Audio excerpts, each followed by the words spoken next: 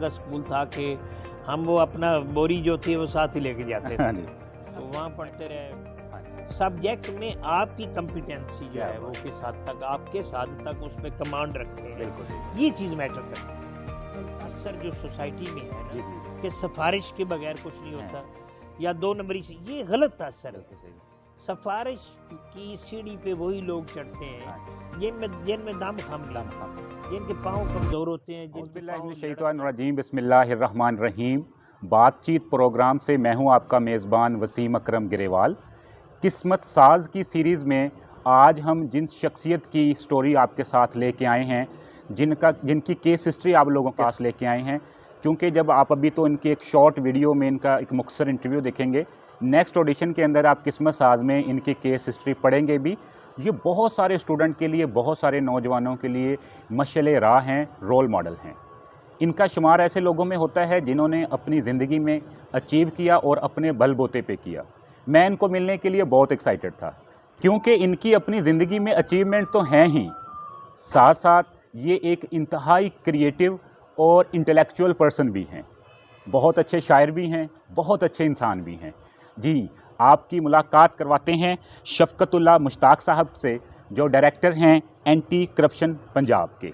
अस्सलाम वालेकुम। वालेकुम सलाम। सर, कैसे हैं आप? अल्लाह का एहसान, आप ठीक हैं? अल्हम्दुलिल्लाह। सर, सबसे पहले तो आपका बहुत शुक्रिया कि आपने अपनी मसरूफियात में से हमें टाइम दिया कि हम यहाँ पे आएँ और आपका इंटरव्यू कर सकें।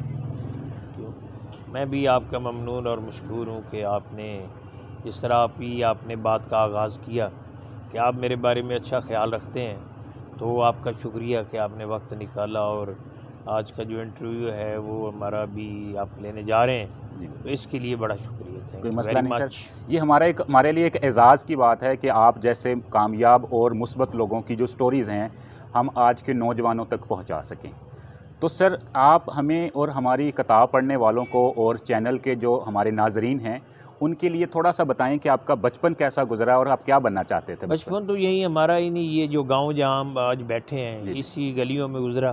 तो एक टाट वाला स्कूल, वो एक आपको पता ही है कि उस वक्त एक टाट का स्कूल होता था। मैं 3री जमात तक तो इसी चक का स्कूल था, वो मिडिल स्कूल। उसमें पढ़ा। उसके बाद पीर महल शिफ्ट हो गए। अच्छा। तो उस वक्त मुझे याद है पीर महल स्कूल जो था वो इस तरह का स्कूल था कि हम वो अपना बोरी जो थी वो साथ ही लेके जाते थे। तो वहाँ पढ़ते रहे। ये जो है आपका प्राइमरी हिस्सा है वहाँ किया, फिर गवर्नमेंट हाई स्कूल पीर महल में। बुनियादी तौर पे मुझे 2 असातिज़ा जो थे वो वहाँ हाई स्कूल में और प्राइमरी स्कूल में मिले, एक रियाज साहब, अच्छा, और एक थे सरवर सोज साहब। अच्छा। ये 2 असातिज़ा ऐसे थे जिन्होंने हमारी तरबियत की।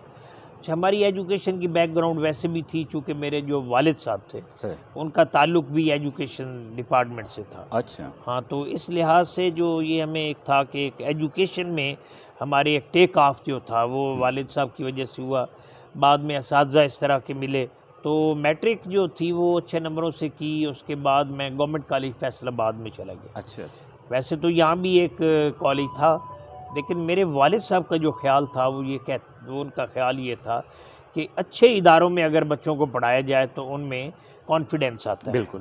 तो इसलिए उन्होंने मुझे गवर्नमेंट कॉलेज फैसलाबाद, जो कि उस वक्त पंजाब का दूसरा बड़ा इदारा था, पहले नंबर पे गवर्नमेंट कॉलेज लाहौर था, अच्छा, और उसके बाद गवर्नमेंट कॉलेज फैसलाबाद था। मैं वहाँ दाखिल हुआ। वहाँ से मैंने पहले FSC की, वो चंद नंबरों से मेरा मेडिकल कॉलेज में दाखिला रह गया। अच्छा। तो उसके बाद मैंने वहीं, क्योंकि मेरे वालिद साहब का एक अपना विजन था कि अगर FSC में मेडिकल कॉलेज में बंदा कलेक्ट ना कर सके तो उनको ख्याल था कि फिर 8 सब्जेक्ट जो हैं वो बेहतर ऑप्शन होता है। 8 सब्जेक्ट जो है वो शख्सियत में निखार पैदा करते हैं, और कंपटीशन के लिए भी 8 सब्जेक्ट का ज़रूरी है। तो उन्होंने मुझे वहाँ दाखिल करवा दिया। तो वहाँ से BA जो था वो मुझे कॉलेज में मेरी 3री पोजीशन थी BA में। हाँ, तो अल्लाह के फजल व करम से वहाँ से फिर, चूँकि उस वक़्त पंजाब यूनिवर्सिटी और कायद-ए-आज़म यूनिवर्सिटी के दाखिलों में 1 साल का फ़र्क होता था। अच्छा। तो मैंने कायद-ए-आज़म यूनिवर्सिटी में अप्लाई किया हिस्ट्री डिपार्टमेंट में। सही। वहाँ मेरा दाखिला हो गया। तो वहाँ फिर 2 साल कायद-ए-आज़म यूनिवर्सिटी में, वहाँ शुरू में तो हमारा जो एक तासुर था वो एक मडियाकर तालिब इल्म का ही था, चूँकि देहाती बैकग्राउंड के हवाले से। लेकिन अल्लाह के फजल व करम से 2 महीने के अंदर अंदर ही तो एक हमने एक जो इम्प्रेशन था वो क्रिएट कर लिया कि माशाल्लाह। अल्लाह के फजल से हमें भी पोटेंशियल है। वहाँ जो डिबेट्स होती थी, पहली दफ़ा मैंने वहाँ जो लोग चल रहे थे उस वक़्त सीन में अच्छे डिबेटर अच्छा। पाकिस्तान लेवल पे, वो पहली डिबेट थी वजूद ज़न से है तस्वीर कायनात हाँ। मेरा। तो मैंने इसके अगेंस्ट बोल के ना मैंने टॉप किया था। ठीक हो गया, यानी हाँ, कि आप डिबेट वजूद में ज़न के अगेंस्ट बोले। अगेंस्ट बोले। ठीक हो अच्छा, गया। वो चूँकि टीम बनती थी हाँ उस जी। वक़्त, असल शौकत पिराचा आजकल आपने अगर देखा हो ना, ये आज टीवी बिल्कुल। रूबरू के एंकर हैं, हाँ जी, हाँ जी। इनकी और मेरी टीम बनती थी, ही इज़ अच्छा, माई अच्छा, क्लास अच्छा, फेलो। अच्छा, अच्छा, अच्छा। तो उसमें इन्होंने फॉर्म में बोला, हक में बोला और आप मैंने अगेंस्ट, अगेंस्ट बोला, ठीक है। तो मैं फर्स्ट आया। Very good. दूसरी पंजाबी की डिबेट थी कि पंजाब दा हीरो रंज हनी कैदो है। अच्छा, ये रंज के हक में बोले और मैंने कैदो के कैदो हक क्या में क्या बोला, बोले। और उसमें भी मैंने टॉप किया। क्या बात है। इस लिहाज से ना मेरा एक वहाँ एक्सपोजर हो गया, वेरी गुड। यानी मैं उन तलबा में शुमार किया जाने लगा जो डिबेट्स के हवाले से वर्सटाइल थे। बाकी एकेडमिक कैरियर तो मेरा था ही, बिल्कुल। तो वहाँ भी मैं मोस्टली दूसरे तीसरे चौथे नंबर पे हर सेमेस्टर में मेरे इस रेटिंग में मेरी पोजीशन होती थी। तो चूँकि हमारे जो वालिद साहब का था ना वो विजन था जी जी। कि कंपटीशन अब मैंने अवेल करना है, ठीक हो तो गया। उन्होंने मुझे ऐसे कह दिया कि जी आप बैठे पीसीएस में बैठे अच्छा। इम्तिहान। वो मैं पीसीएस में बैठा तो पहला पीसीएस ही मैं रिटर्न कर गया, क्या बात। वो कि मेरी सिलेक्शन ना हुई, अच्छा। लेकिन मैं पहले रिटर्न में ही बैठ गया। तो ज़बरदस्त। फिर उसके बाद ये इम्तिहान देते रहे, मैंने तीनों सीएसएस क्वालिफाई किए हैं, अच्छा। मेरी सिलेक्शन नहीं हुई, लेकिन मेरे पीसीएस में जो था। हम्म। अच्छा, फिर एक ऐसा वक्त आया जब यक वक्त मेरी 3 सर्विसेज हुई। हाँ, पहले मैं सबसे पहले लेक्चरर हुआ अच्छा। पब्लिक सर्विस कमीशन के ज़रिए से, गवर्नमेंट साइंस डिग्री कॉलेज जो है ना गुजरात, अच्छा। वहाँ मैं 3 महीने लेक्चरर रहा हूँ। फिर उसके बाद बैंकिंग फाइनेंस कमीशन के तहत उस वक्त ये ग्रेड 2 जो ऑफिसर्स हैं वो होते थे, उसमें मैं नेशनल बैंक में हुआ, अच्छा। यहाँ ग्रेड 2 ऑफिसर। तो फिर वो जस्ट मैंने ज्वाइन ही किया, तो तीसरे चौथे दिन बाद ये पीसीएस का जो रिज़ल्ट आया, अच्छा। उसमें मैं तहसीलदार सेलेक्ट हुआ। अच्छा। तो फिर मैं इस तरह जो है वो इस सर्विस में आया। हाँ।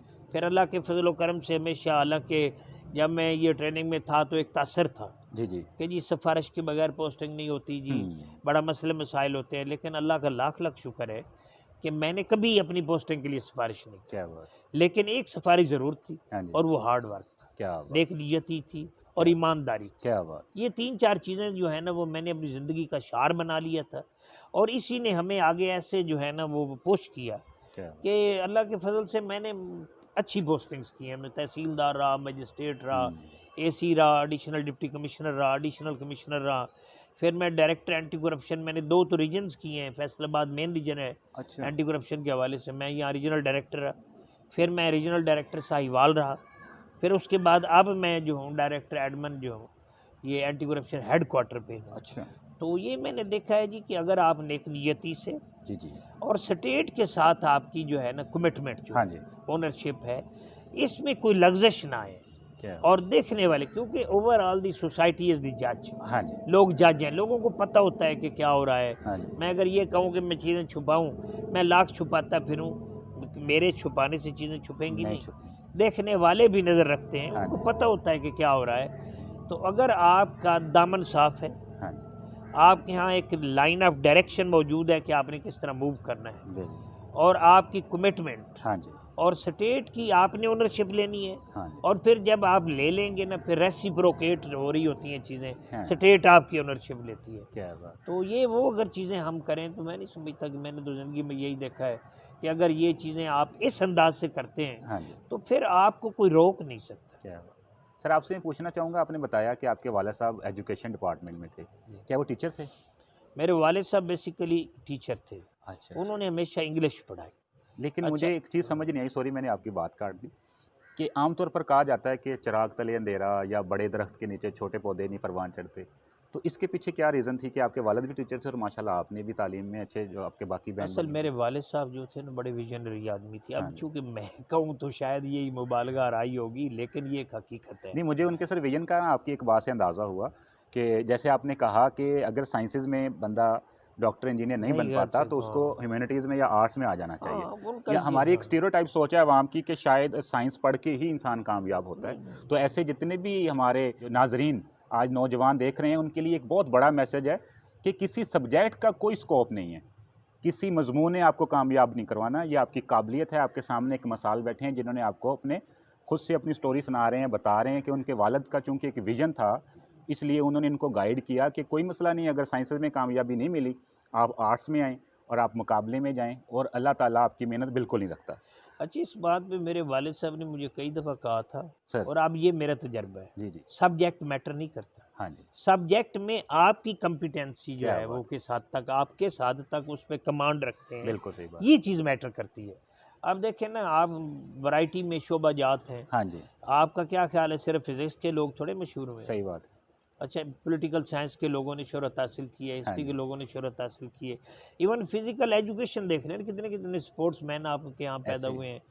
तो सब्जेक्ट मैटर नहीं करता, ये मेरा अब तजर्बा बहुत अच्छी है, बात की आप। और मैं अक्सर यूथ को यही बात करता हूँ बहुत अच्छी बात। कि यार, अगर आप ये कहें ना कि मजमून नहीं, अब एक आप पीएचडी कर जाते हैं, हाँ जी। और वो भी आप किसी टॉप क्लास सब्जेक्ट में, हुँ, और आप किसी इंटरव्यू के बोर्ड के सामने डिलीवर ही नहीं करते, क्या बात। क्या फ़ायदा फ़ायदा उस कोई डिग्री नहीं, का जी? कोई फ़ायदा नहीं। अच्छा, मैसेज ही गलत जाएगा, बल्कि वो जिस इदारे ने आपको पीएचडी करवाई है, जी, जी।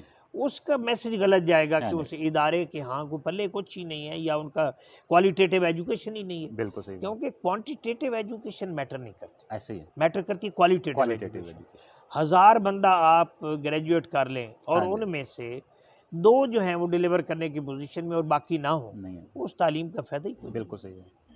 तो सर, आप जब बचपन में थे तो आपकी क्या ख़्वाहिश थी? आप क्या बनना चाहते थे? असल बुनियादी तौर पे तो मैं, चूँकि आपको बताया जैसे देहाती बैकग्राउंड है, हाँ जी, देहाती हो या शहरी हो, पंजाब का एक अपना कल्चर है। बिल्कुल। पंजाब में शुरू-शुरू में चूँकि फ़ाइनेंशियली डॉक्टर स्टेबल होते थे, हाँ जी, होते भी कम थे, ऐसे ही है। तो एक जनरल तासर ये था कि आप डॉक्टर बच्चे डॉक्टर बने जी। हाँ जी, वो हमारे एक अफ़सर होते थे, वो कहते थे कितनी सितम ज़रीफ़ी है हाँ जी। कि बंदा खुद डॉक्टर बन नहीं पाता, और अपने बेटों से तवक्को करता है कि वो डॉक्टर बन जाए। डीएनए तो आपका ही है। हाँ, चूँकि डॉक्टर जो है ना, डॉक्टर, हाँ जी, ये यहाँ एक ख्वाब होता था, अब सही भी बात, है। सही बात। अच्छा, उस वक़्त भी यही था कि डॉक्टर बनना है, हाँ जी, लेकिन जब डॉक्टर ना बने, तो उसके बाद मेरे वालिद साहब को हमेशा ये था कि वो इनकरेज करते थे। सही है। वो मेरे फेल होने पे कभी भी सर्जरी नहीं करते क्या थे। बात! वो ये समझते थे और कहते थे कि यार, इसको पिछले को तो चैप्टर क्लोज़ करें ना। क्या अब हमने एक नए अंग से और नए तरंग से और नए क्या बात! साज़ से आपने एक नए तरफ मूवमेंट करनी है, और उसमें आपने एक नए जज़्बे से आगे बढ़ना है। अगर आप पीछे, और ये मैंने ज़िंदगी में देखा है, अगर सही आप बात। पीछे देखते रह जाएँगे हाँ ना, जी, तो आप पीछे रह जाएँगे। सही बात। बढ़ते हमेशा आगे देखने वाले हैं, पीछे देखने वाले कभी नहीं कभी नहीं बढ़ते। बढ़ सकते। तो ये बड़ा अच्छा उनका था, और उनकी मोटिवेशन की वजह से, और उनकी लाइन ऑफ डायरेक्शन की वजह से, उनकी रहनुमाई की वजह से, यकीन माने मैंने तो लाइफ में, अब मेरे बारे में भी अक्सर वो हमारे दोस्त अहबाब कहते हैं, मुझे कई दफ़ा कह रहे होते हैं, आप बड़े मैच्योर हैं। तो मैं उन्हें यही कहता हूँ कि यार, आधी से ज़्यादा चीज़ें तो हम घर से लेके निकले हैं। क्या बात! अब जब आधी से चीज़ें ज़्यादा आप घर से लेके निकले ना, हाँ जी, फिर बाकी आपने आधी पे काम करना है ना, क्या बात! तो यानी कि वो बेशुमार एतमाद और वो हाँ, कॉन्फिडेंस आपको डुप्लीकेट हुआ पेरेंट्स हाँ, की साइड से। ये बिल्कुल। और अच्छा, फिर ये है कि अक्सर होता ये है कि वालिदैन हाँ जी, अपनी मौजूदगी में बच्चों को बात नहीं करने देते। हाँ, हाँ जी, अक्सर होता है, मैंने ऐसे ही देखा है। होता है। अच्छा, बच्चे भी खामोश रहते हैं, ले ये हमारे यहाँ कभी भी नहीं होता था। अच्छा! हाँ, अगर हम कभी चुप रहता थे, मैं चुप रहता था, तो वालिद साहब बाकायदा बाद में कहते थे, "भई आप बोलते क्यों नहीं हैं जी?" हैं, हैं। अच्छा, अगर मैं बोलता था, तो वो मेरे ज़हन में होता था कि वो गलत बात ना हो जाए। अगर हो भी जाती थी, हाँ जी, तो वो कहते थे कोई इश्यू नहीं, क्या बात! लर्निंग का हिस्सा है, क्या बात! गलत होगी तो दुरुस्त होगी ना। क्या बात! अब ये तो नहीं, दूसरा ये है कि जिस बात को मैं गलत समझ रहा हूँ, सर, हो सकता है वो ये भाई उसे और एंगल से ले रहे हो। बिल्कुल सही बात है। अच्छा, क्योंकि डिस्कशन से चीज़ें सामने आती हैं। ऐसे ही है। यहाँ भी डायलॉग हुआ है, हाँ जी, यहाँ भी डिस्कशन हुई है, यहाँ भी आप एक दूसरे के साथ इंटरेक्शन में गए हैं ना, हाँ जी, तो आपने दूसरों से सीखा और उन्होंने आपसे सीखा। बिल्कुल सही बात। अच्छा, चीज़ें निखर के सामने आई हैं, हाँ जी, और जो वो चीज़ें सामने आई हैं ना, वो आपके लिए एसेट है, ऐसे ही, वो सारी ज़िंदगी में आपके काम आती है। बिल्कुल सही बात। अच्छा सर, ये सेल्फ मेड पर्सन हैं, एक टीचर के बेटे से आप एक डायरेक्टर बने एक अदारे के, बड़े अदारे के। तो इस सारे सफ़र के अंदर आपको बहुत सारी मुश्किलात भी आई होंगी, मायूसियाँ भी आई होंगी, उनसे आप कैसे निपटते थे, मायूस होने लगते थे? असल में आपने जिस तरह आपको बताया है ना, पता नहीं कुछ बुज़ुर्गों की दुआएँ थीं, बिल्कुल, या हालात का एक दायरा था। हाँ जी, मुझे कोई इस किस्म की मायूसी मैंने फेस नहीं की है। मसलन मैं आपको बताया था ना कि जब मैं तहसीलदार सेलेक्ट हुआ, जी, जी, तो एक जनरल तसर था कि एमपीएज़ जो है ना, वो जब तक आपके साथ ना खड़े हो ना आपका तबादला नहीं होता। अच्छा, अल्लाह जानता है ऐसे हालात पैदा हो गए कि अच्छा मुझे उन्होंने तहसीलदार कबीर वाला लगा दिया। अच्छा अच्छा, उसके बाद कभी भी मुझे पोस्टिंग का इशू नहीं आया। हाँ जी अच्छा, मैंने वही बताता हूँ कि एक जनरल तासर जो सोसाइटी में है ना जी जी कि सिफारिश के बगैर कुछ नहीं हैं होता या 2 नंबरी से, ये गलत तासर है। बिल्कुल सही बात सिफारिश की सीढ़ी पे वही लोग चढ़ते हैं हाँ जी जिनमें दम खम नहीं दम होता, खम नहीं होता जिनके पाँव कमज़ोर होते हैं, जिनके बिल्कुल सही पाँव लड़क जाते हैं, ऐसे ही जिनके पाँव अपनी अहलियत की वजह से, ईमानदारी की वजह से, अपनी कॉम्पिटेंसी की वजह से, अपनी बिल्कुल महारत की वजह से, अपने नॉलेज की वजह से, जिनके पाँव में लग़ज़िश नहीं आती ना, हाँ जी आप अपने पाँव पे आप खड़े रहते हैं, सर वो आप ऑटोमेटिकली सीढ़ी पे चढ़ क्या जाते हैं, आपको कोई किसी सिफारिश की ज़रूरत नहीं ऐसे होती। ही हाँ, अगर देखें ना, मैं करप्शन करता हूँ। जी जी अच्छा, मुझे अले बे का भी नहीं पता अपनी जॉब नेचर मुझे पता ही नहीं है। हाँ जी अच्छा, मैं अपने ऑफिसर्स के लिए रिलायबल ही नहीं हूँ। हाँ जी मैं उन्हें डॉज करता हूँ, मैं उन्हें मिसगाइड करता हूँ, मैं उन्हें लेट डाउन करता हूँ। हम्म उसके बाद मैं ज़ाहिर है मैं रोलिंग स्टोन बन जाऊँगा। सही बात फिर मैं बैठकर मैं ये कहूँगा, यार इस मुल्क में तो कोई बुरा हाल है, बड़ा हाँ बुरा हाल हाँ है जी, जी यहाँ तो सिफारिश के बगैर बात कोई नहीं है सही बात ये।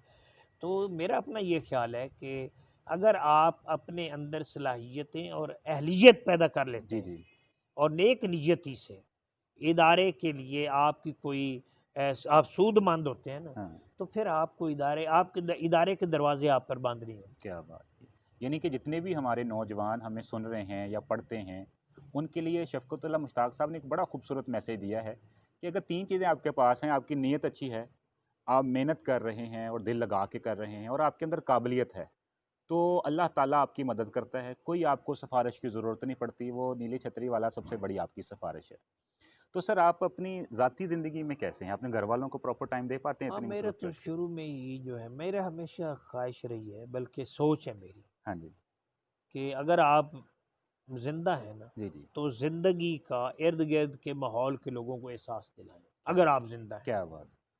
क्योंकि ज़िंदा आदमी जो है ना, वो नकूश भी छोड़ता हाँ है, जी। वो लोगों को मुतासर भी करता है, हाँ लोगों जी, के काम भी आता है, बिल्कुल, अगर आप ज़िंदा हैं। सही बात। अच्छा, मेरे ज़हन में हमेशा ये बात रही है कि आप जेस्चर से, हाँ जी, आप मदद से, हाँ जी। आप अपनी गुफ्तगू से और आप किसी न किसी अंदाज़ से हुँ। इर्द-गिर्द के लोग, बेशक उनमें अपने अज़ीज़ व अक़ारिब हैं, जी, जी। आपके दोस्त अहबाब हैं या दीगर किसी शोबाए ज़िंदगी के लोग हैं, उन्हें कोई ना आप जेस्चर दें, ठीक है, जिससे वो खुश हो जाएँ। क्या बात! क्योंकि मैंने देखा है कि छोटी बात का बहुत बड़ा तासर होता है, हाँ इम्पैक्ट जी, होता है, बिल्कुल सही बात। और बाज़ औक़ात बड़ी बात का कोई इम्पैक्ट होता ही नहीं है। सही है। मैं आपसे सिर्फ़ ये कहता हूँ कि क्या हाल है जी, आप ठीक हैं? हाँ, आपकी सेहत कैसी है? अब इसमें मैंने तो आपको कुछ नहीं दिया है, सही बात। लेकिन ये जो गेस्चर मेरी है, गुफ्तगू है, ये आपके दिल पे नकूश छोड़ जाएगी बिल्कुल सही बात, और आप हमेशा मुझे याद रखें। सही बात, इस लिहाज से हमारा तो फैमिली सिस्टम बड़ा अच्छा है और जॉइंट फैमिली सिस्टम है। मैंने इस पे तो मज़मून भी लिखा था, हमारा आर्टिकल अखबार में भी अच्छा, छपा है, जॉइंट फैमिली सिस्टम। ज़बरदस्त। अच्छा सर माशाल्लाह आप क्रिएटिव हैं और कामयाब हैं, तो आप कामयाबी को कैसे डिफ़ाइन करते हैं कि कामयाबी क्या है? कामयाबी हुई मैंने जिस तरह आपको अर्ज़ की कि तो सबसे पहले तो आपके कॉन्सेप्ट क्लियर होने चाहिए, वेरी गुड। क्योंकि जिस बंदे के कॉन्सेप्ट क्लियर नहीं ना, हुँ, वो ना तो मेहनत कर सकता है, हुँ। ना वो आगे मूव कर सकता है, हाँ जी, ना इर्द-गिर्द के माहौल में मुख्तलिफ ताल्लुका रिश्तों से वो रिश्तों के साथ अपनी नेचर ऑफ रिलेशनशिप डेवलप कर सकता है। सही बात, लिहाज़ा सबसे अशद ज़रूरत तो है आपका कॉन्सेप्ट वाइज़ क्लियर होना। सही बात। जब आप कॉन्सेप्ट वाइज़ क्लियर होते हैं ना, फिर मेहनत, हुँ, ये 2 चीज़ें हैं। सही बात। कंसेप्ट वाइज क्लैरिटी हाँ और जी, प्लस मेहनत, जब आप ये करते हैं ना, फिर अल्लाह के फजल से आप कामयाब क्या हैं। बात! सिवाय इसके कि कुछ परसेंटेज रह जाती है, हाँ, उसमें तकदीर का रोल होता है, सही है। लेकिन तकदीर का एक महदूद सा रोल है। हुँ, वो मैंने एक दफ़ा एक बंदे से पूछा कि यार तकदीर और तदबीर का क्या इशू है? अच्छा, उसने कहा जी ये कोई इशू ही नहीं, अच्छा, तकदीर ये है कि अल्लाह आपकी आंखें ही न दे आपको, मादर हाँ, पिदर अंधा कर दे, ये तकदीर है। ये तकदीर लेकिन ये है कि अगर आप वो आपको आंखें दे देता है, तो ये तकदीर है कि आपको आंखें मिल गई। हुँ, अब उनका इस्तेमाल तदबीर है। क्या बात! इसी तरह आपको हाथ अल्लाह ने दे दिए, हाँ, ये तकदीर है। अब हाथों का इस्तेमाल आपने करना है। अब ज़हन एक दिमाग एक इतनी बड़ी अल्लाह की इनायत है, वो बिल्कुल, आपको मिल गया है। सही बात, उसका इस्तेमाल तो फिर आपने करना है ना। ठीक बात। अच्छा, अगर आप ये करते हैं, तो तदबीर के ज़रिए से हुँ, आप मतलब कामयाबियाँ भी हासिल करते हैं, आप लोगों को मुतासर भी करते हैं, आप हाँ जी। दुनिया के लिए डिलीवर भी करते हैं, बिल्कुल। आप ऐसे ऐसे काम कर जाते हैं जो जिसके लिए शायद अल्लाह ने आपको भेजा है। हाँ। लेकिन अगर आप तदबीर नहीं करते ना, तो वो सारी तकदीर की अता की हुई नेमतें जो हैं ज़ाया हो वो आपके साथ कब्र में दफन हो जाएंगी। क्या बात है। अच्छा सर, आपके एक अदारे के बारे में तासुर है, गलत है या दुरुस्त है, कि एंटी करप्शन में खुद करप्शन पाई जाती है, इसमें कितनी सदाकत असल जो माजी है ना वो तो हम सब का एक ही है। है? माजी में करप्शन चूँकि ट्रेंड बन गए थे। हाँ जी। अच्छा उसके बाद फिर ये एक किस्म का जो दरगुज़र की पॉलिसी थी, है। वो दरगुज़र की पॉलिसी ऐसी हुई कि लोग मतलब जुर्म को जुर्म ही नहीं समझा जा रहा था। मिसाल के तौर पे अब एक दुकानदार है, वो सारा दिन लूट मार मचा रहा है, लोग कहते हैं यार शायद ये जुर्म ही नहीं, ये मुनाफा ले रहा है जी।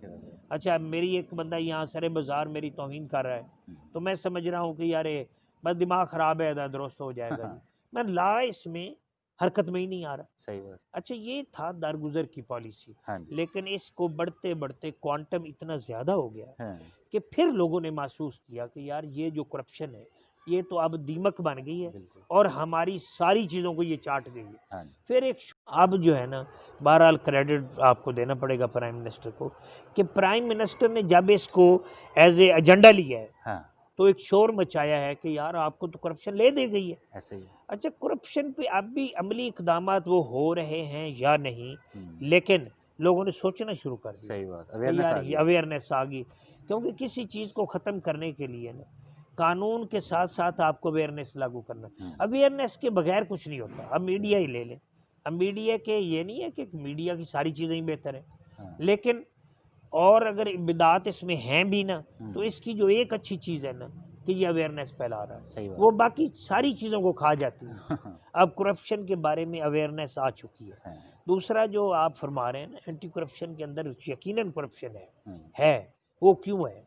वो इसलिए है कि सोसाइटी जो है ना, सोसाइटी में भी करप्शन है। बिल्कुल सही बात। अच्छा इदारे किसी इदारे को सोसाइटी से अलग नहीं किया जा सकता। अच्छा जब तक सोसाइटी इदारों के साथ नहीं खड़ी होगी ना, जब साथ खड़ी होगी ना, दो फायदे होंगे। एक तो ये होगा कि सोसाइटी जब साथ खड़ी होगी तो इदारों में बैठे लोगों को ये अंदाज़ा होगा कि हमारे ऊपर भी नज़र है। बिल्कुल सही बात। दूसरी दूसरी बात ये है कि जब सोसाइटी इदारे के साथ खड़ी होगी, क्योंकि ये जितने इन्वेस्टिगेशन के इदारे हैं ना, इनकी कारकर्दगी सारी की सारी एविडेंस बेस्ड। हाँ। अब शहादत के बगैर आप किसी चीज़ को लॉजिकल एंड तक नहीं पहुंचा सकते। अब एविडेंस आपकी किसने देनी है? अवाम ने देनी है। और अवाम का तो दरगुजर वाली ये हालत है कि मर्डर केस जो है, मर्डर केस मैंने 100 के करीब ना फांसियाँ एग्जीक्यूट करवाई हैं, और मैंने अक्सर देखा है कि मर्डर में लोग जो हैं, पंजाब का अपना कल्चर है, इसके अपने नॉर्म्स हैं, मर्डर में लोग जाके मर्डर माफ़ करवा लेते हैं। बाकी तो जुर्म की वो नौयत नहीं है ना जो मर्डर की। अब कत्ल जो है वो सबसे संगीन जुर्म है, और पंजाब का अपना कल्चर है, यहाँ 10 बंदे इकट्ठे हो जाते हैं, औरतें इकट्ठी हो जाती हैं और जाके इस तरह की इमोशनल जज्बाती गुफ्तगू करते हैं कि जो मुतवफ़ी होता है, मकतूल होता है, उसके फर्स्ट ब्लड जो है वो कायल हो जाते हैं कि इसको माफ़ कर देना चाहिए।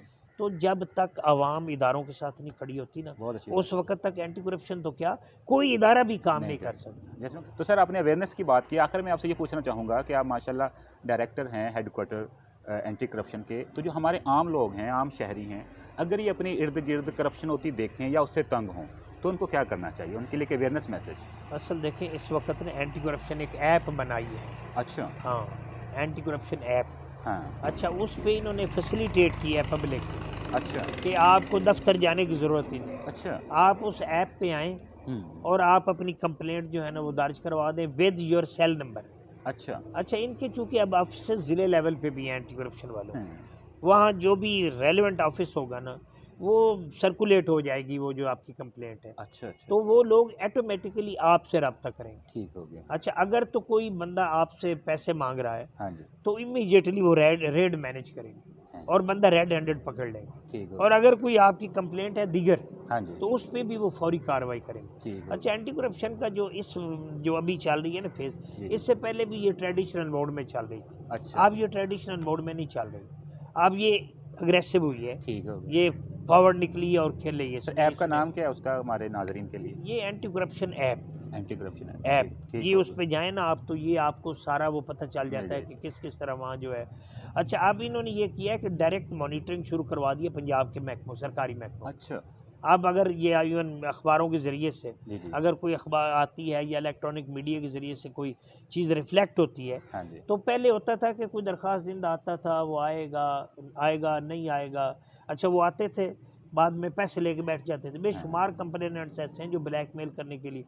अब ये लोग उन पे नहीं रहते, सही बात। अब ये वो खुद ही लेते हैं उस पे दरख्वास्त, और दरख्वास्त में अगर पता चल जाए कि वाकई इसमें जुर्म कमिट हुआ है, तो ये फिर उस दरख्वास्त दिंदा पे नहीं रहते। अच्छा। स्टेट अपनी तरफ से पर्चा अपनी दे तरफ से देती है। कर देते। अच्छा, इसी तरह अगर कोई मीडिया में रिफ्लेक्ट होती है खबर, सही है। तो ये वहाँ से फिर बाकायदा रिकॉर्ड मंगवा लेते हैं। अच्छा। और उसकी स्क्रूटनी के नतीजे में अगर इनको पता चल जाए कि जुर्म कमिट हुआ है, तो उस पर फिर कार्रवाई की जाती है। अच्छा। और उसको बाकायदा एविडेंस कलेक्ट करके ना पूरे केस को अदालत में ले जाया जाता है, ताकि जो करप्ट लोग हैं ना उनको सजा हो। क्या सर, बिल्कुल आखिर पे मैं ना आपसे चाहूँगा कि आप माशाल्लाह इतने क्रिएटिव हैं, तो अपने कलाम में से अगर कुछ हमें अता कर दें। माना के औज पर है सितारा रकीब का, हमको भी मिल गया है हमारे नसीब का।